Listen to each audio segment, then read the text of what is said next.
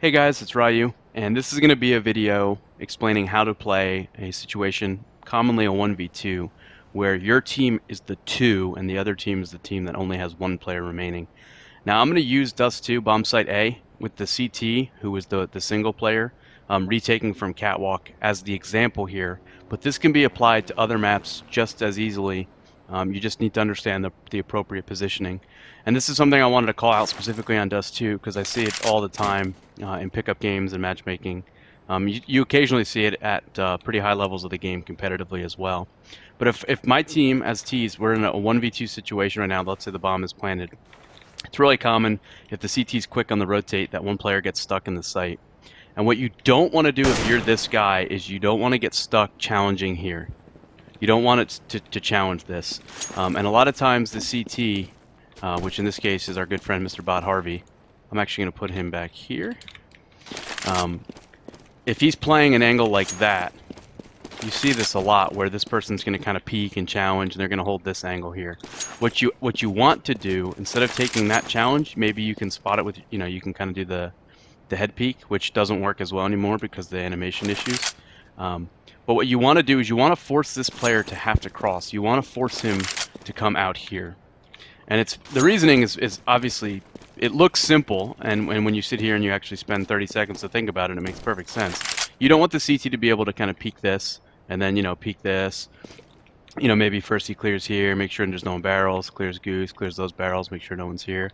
You don't want to give 1v1s where the CT is able to use the bricks boxes or this wall to isolate 1v1s. Because in a 1v2, that's the goal of the player with one. He wants to isolate the 1v1s if it's a 1v3, a 1v4, whatever it is. He wants to take a clean challenge.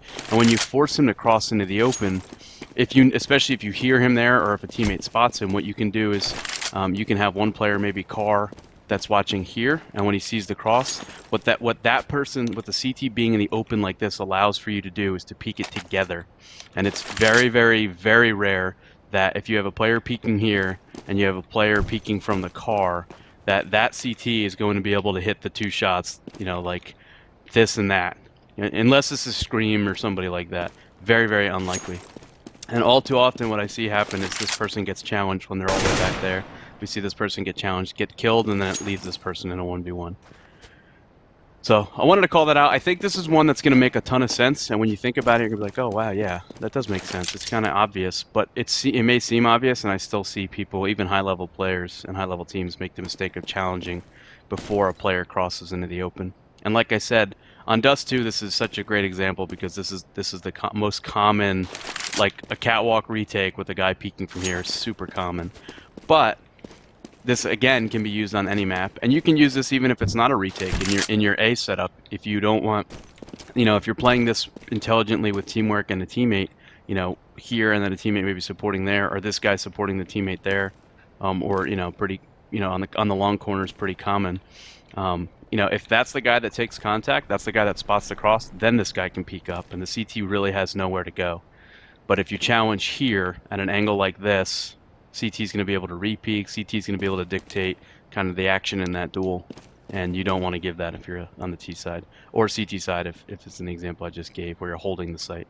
But in this retake example, you don't want to give the CT the ability to take this 1v1 and then come out and maybe take another 1v1. So, like I said, this is a pretty obvious one. I know I'm kind of hammering that point home, but this is one of those examples of when people are like, well, how do I get better game sense? Spend 30 seconds and think about stuff like this. Right? Like, look at how exposed this player is, and then think to yourself, like, oh, yeah, maybe I should wait for him to get to the elbow. Maybe I should line this angle up instead of this angle. And when you do those things, it might not seem like much, right? And everybody's always like, oh, my game sense sucks. My aim is great. It's like, well, give yourself a good, clean aim battle here. This is an advantageous aim battle for the guy that's headshot only on this box. Maybe take that instead of taking this, and you might see better results. As always, appreciate you guys watching. If you have any questions, comments, please leave them in the appropriate location. You can also check out my stream, twitch.tv/RYUCS. I've been doing the full-time stream thing for a couple weeks now. So far, so good. Love to see you there if you haven't stopped by already. And as always, I appreciate you watching.